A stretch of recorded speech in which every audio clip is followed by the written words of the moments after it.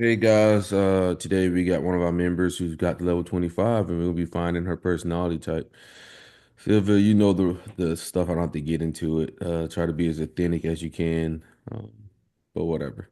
How'd you get into typology? I first got into it when I was in university. Somebody administered the actual Myers-Briggs test and gave me an interview and told me the type, even though I didn't quite agree with it initially.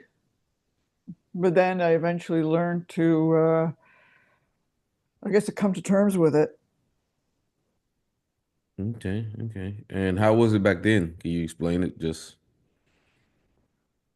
Um, it kind of gave me, I guess, that kind of aha moment.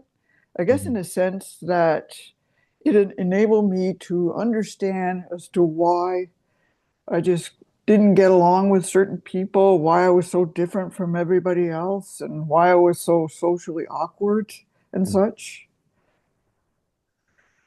Okay, okay.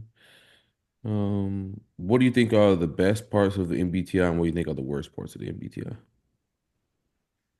I think one of the best parts of the MBTI is that it is a system that is based on algorithm that enables people to understand people based on personal preferences. Okay, and that I mean based on like certain pattern recognition, and also that enables to understand why people behave in a certain way as opposed to just making rash decisions like many people do. Hmm. And it also teaches us how to accept people the way they are as opposed to just making hasty judgment calls. Okay. Now the worst part.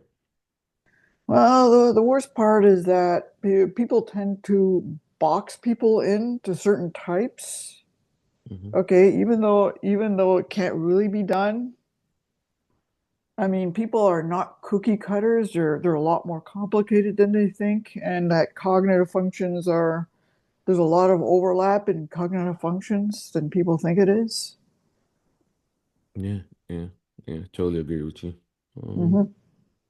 okay, so can you describe yourself in 3 words? Um, Intellectually curious. Let's see.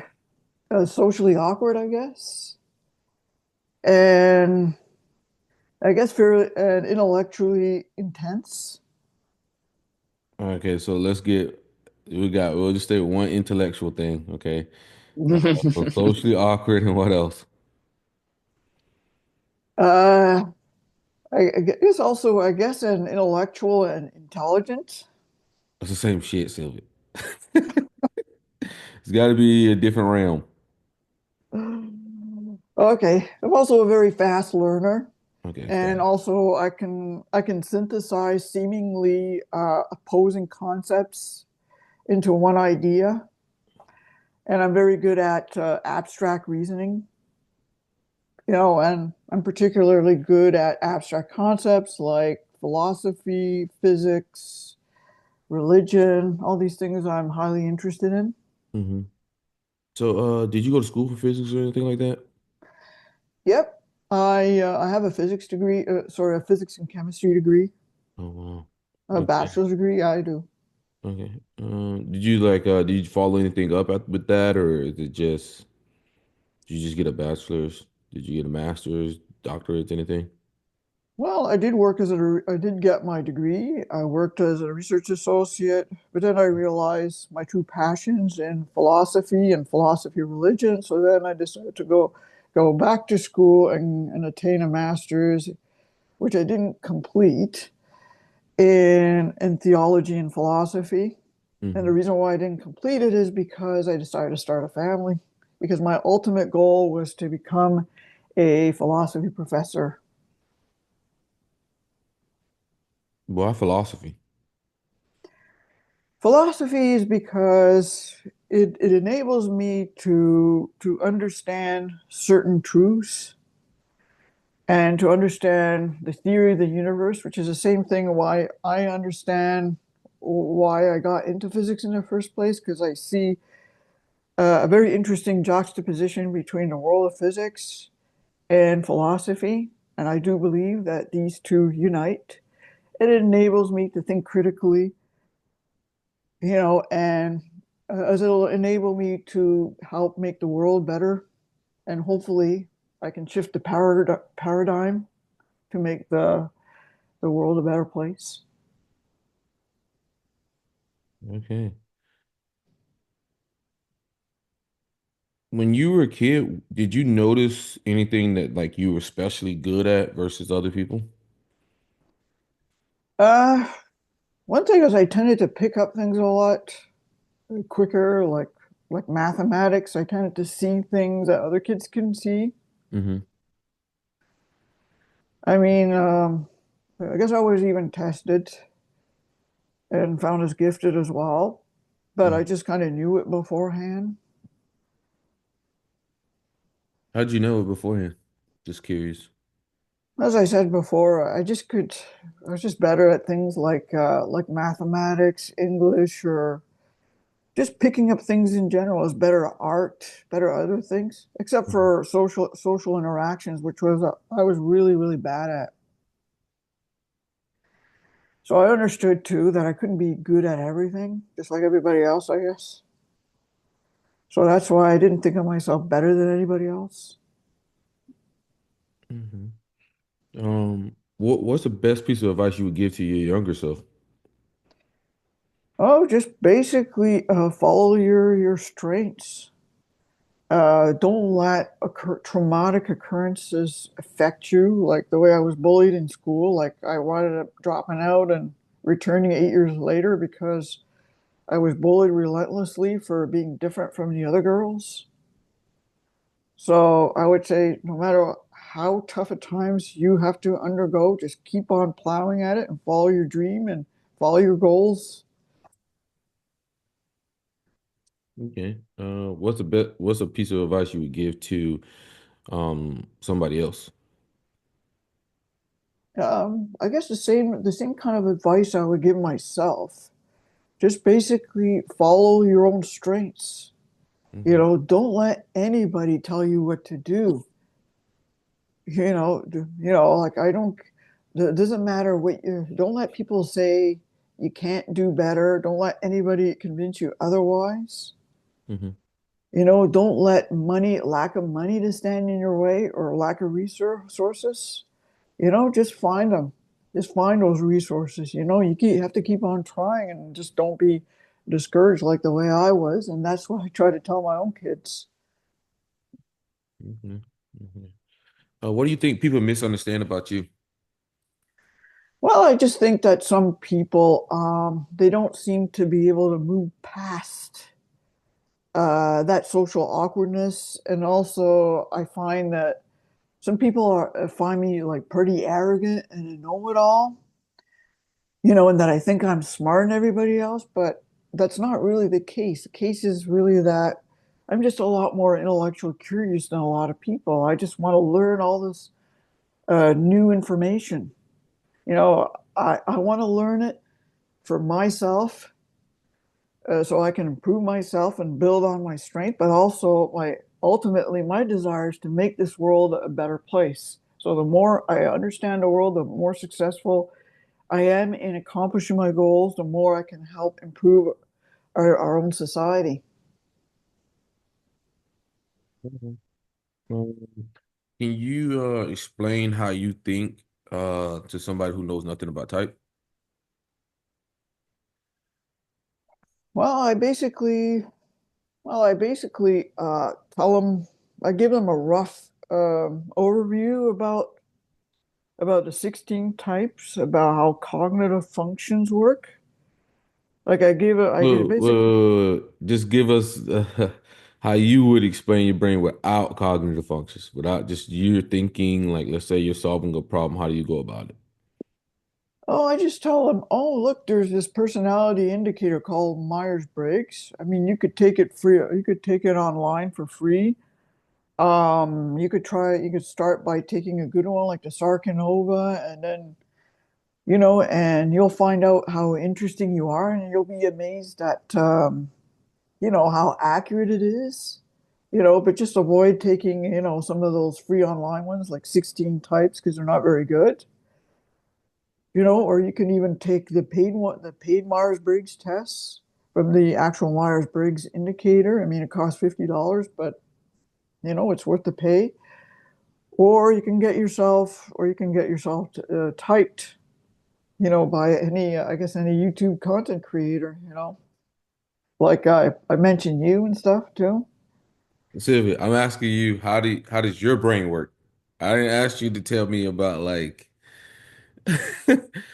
so like let's say for instance t like how do you um break down things?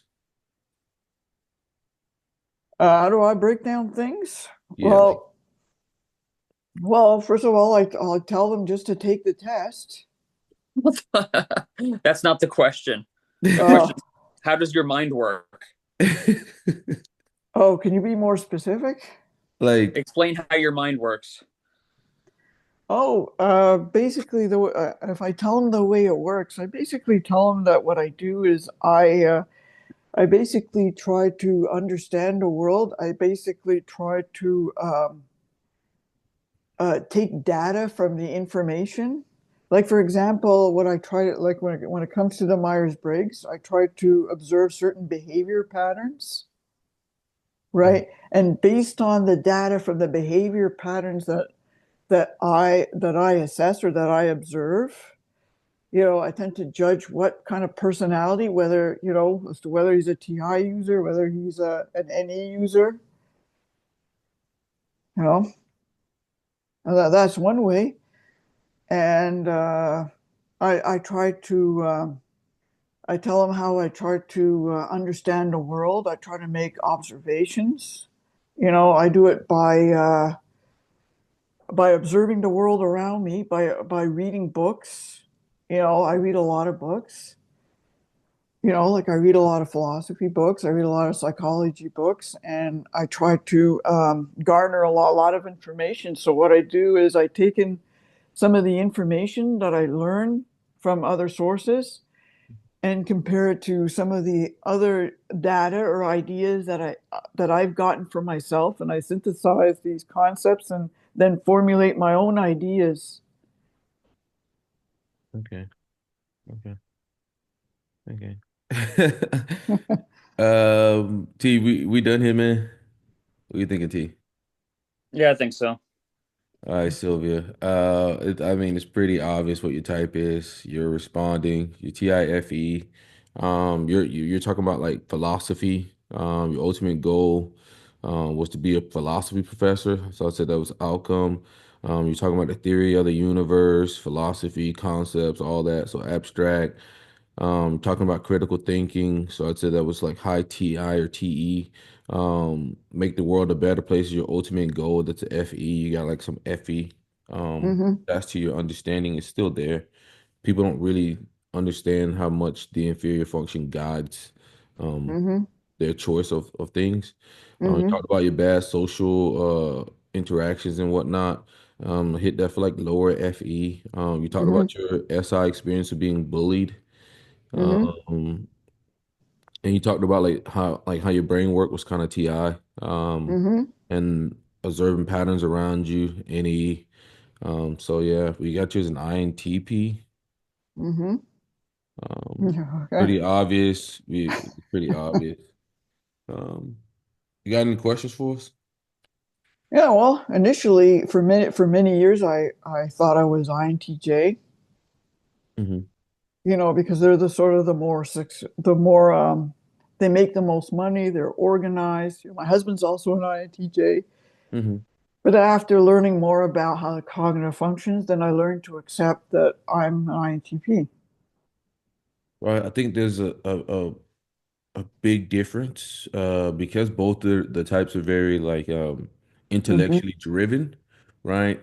But I would say the big difference I noticed from an INTP versus INTJ is the understanding and the capabilities of it. Like if you get an INTP going, The TI just goes, right? Especially when they're trying Hmm. to understand something. As with TE, a lot of times we just try to understand enough to get it working, Hmm. right? That's Um, right. Yep. That's we're right. not Yeah. so interested in like the underlying principles to everything. Hmm. We'll be a lot quicker to just the TE, just a lot quicker with it. While you guys are so trying to build that framework all the time. Right? Hmm. It works. Oh yeah. And then So. also the NE, the Hmm. NE Hmm. is a lot different than NI. NE is always like going outward, branching out, brainstorming and Hmm. whatnot. While NI is like coming together, right? Uh, Hmm. Synthesizing every action that a person's done together Hmm. for one overarching theme. T, you got anything Yeah. you want to say? I don't think so. All right. Anything else, Sylvia? Well, another question I have for you is, what way can I learn to use TE more effectively, so I can use so it can I can use my hero function TI better. Like, Well, so how can I bring TI/TE into the world so okay. to be more successful in my approach to acquiring information and understanding the world? Well, I would say just taking on more data, more books, more all of that, because they're Hmm. going to kind of go hand in hand with you. Whenever you're reading something, you're going to be acquiring TE, but then also you'll be building your framework as well. But your framework will be backed by science. And that's a big problem with a lot of people in the type Hmm. sphere who are TI users, is a lot of their data isn't backed by science. So they have this it sounds true mentality to a lot of things they Hmm. say, but Hmm. under deeper investigation, it is not true, right? Yeah. So I would say people have to stick closer to the sciences, right? Hmm. Because once you build that framework, and once you build the framework, you can always keep using that framework. So it's just reading a lot of Oh time. yes, that's one thing I learned very quickly that I had to do. It was very difficult at first when I was in first year university because I had to gather all this information Hmm. by established authorities, established scientists, and compare that with my own ideas, my own research. Hmm. So I had to do that in order to validate, let's say, whether it's my lab reports, my essays, journals. I had to do this with both with my scientific papers and Hmm. also when I was working on my master's in theology and philosophy. Yeah, yeah, yeah. It's a big thing. People don't realize like you gotta people gotta build their TI off for sciences. You can't just be using. I mean, it does work if you use it like out of worldly, like I mean in the world, but it's gonna be incorrect on a lot of things, and that's what I see a lot in the type community. A lot of Hmm. people don't have like their framework built upon science. So they Oh make yeah, a lot of inaccurate statements or things that sound true.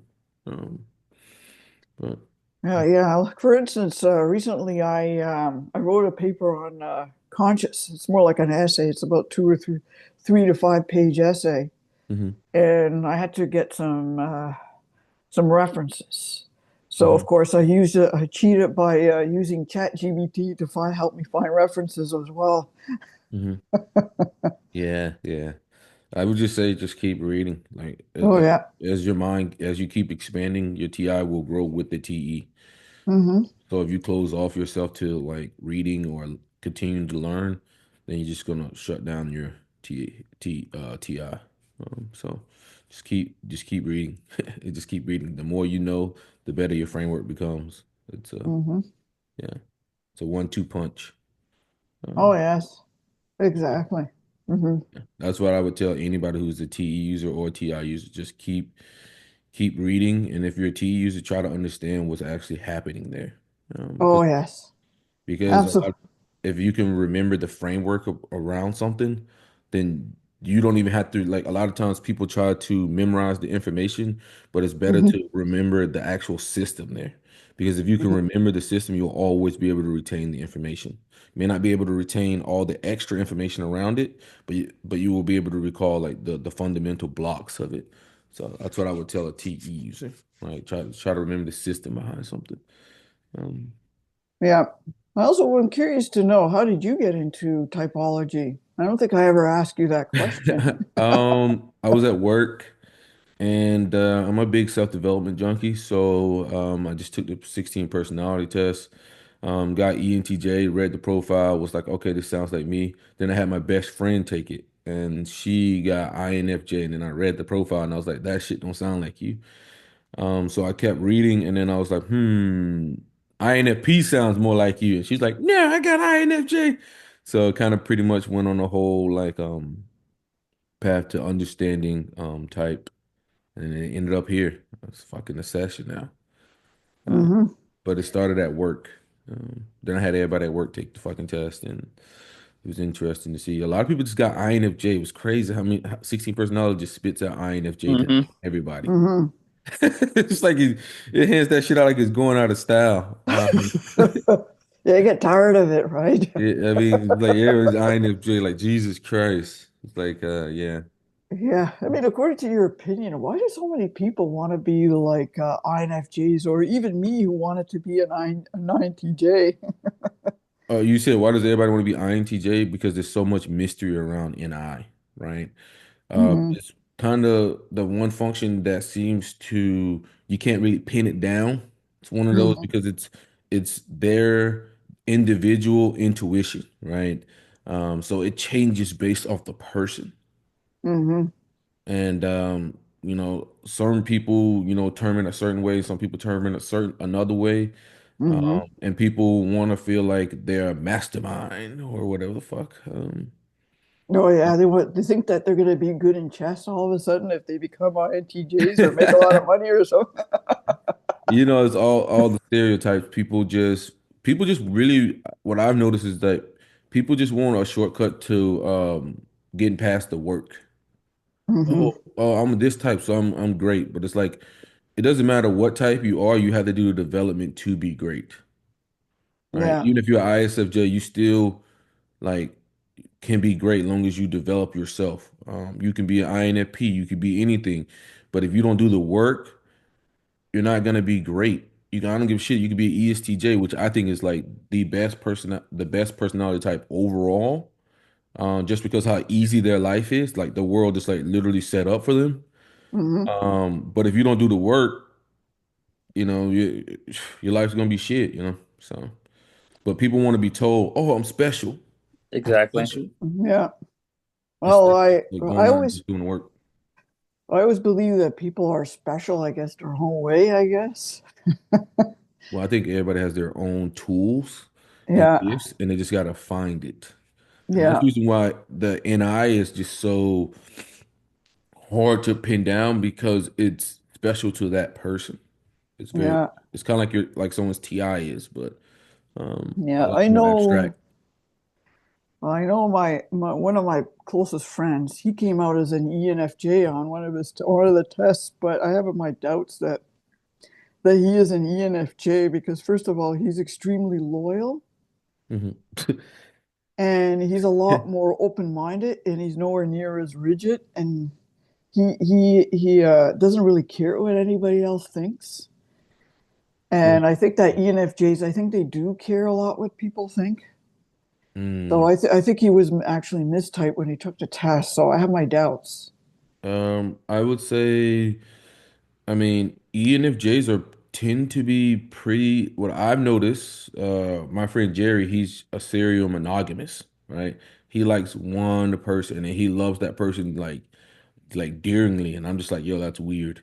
Because it's just like he craves like relationships so much. I guess like the intimate like people like connection with Mhm. people so much. I find it kind of weird. But he is a very loyal person to like the people that he cares about. He tries to get away with without thinking for anything. Like he doesn't want to think, so he'll literally align himself to jobs where he doesn't have to think. Mhm. Right, so he tends to like pick up like physical labor jobs. Yeah, that's another thing about my my so-called ENFJ friend Stephen. He loves to think. He can think for many hours, and he even writes. He's a retired philosophy professor, and he'll Uh, write papers on physics and philosophy. He'll still continue on, hmm and he will listen to me for a very long time. And my experience with real Yeah. ENFJs, they don't have that kind of patience to think. Yeah, usually they don't. Jerry will like literally outsource his thinking to me, like because he doesn't want to deal with it. He just doesn't. And or but the thing is, they're smart people. Like if I say something inaccurate, right? It takes Jerry like 2 minutes to figure out it was inaccurate. He'll be like, "That was wrong what you said," but it's like 2 minutes later. It's kind of funny to see it like his TI like kind of working Hmm. behind it, but it just takes so much longer. He Hmm. doesn't catch it like immediately, like somebody like like us. Like I almost catch it immediately when someone says something wrong. But for him, it takes him a little bit of time. It's like, "Tee," and then it's like 2 minutes later, hey, that was wrong. And I'm like, yeah. Hmm. Um, Yeah, I what's the other thing? know that with my own hubby, when he came out as INTJ, he did it on his own accord. I didn't even have to suggest it to him. Hmm That's what's amazing about him. And when I found out he was an INTJ, I told, "Hey man, this is spot on. I mean, you are so INTJ." Yeah. Well, all right, Sylvia, we gotta go. Thomas gotta go. All right, T. All right, thanks for taking your time. No problem, Sylvia. See you And around. nice to meet you, Tom. He's All gone. right, thank All you. right, bye. Bye bye now. Bye.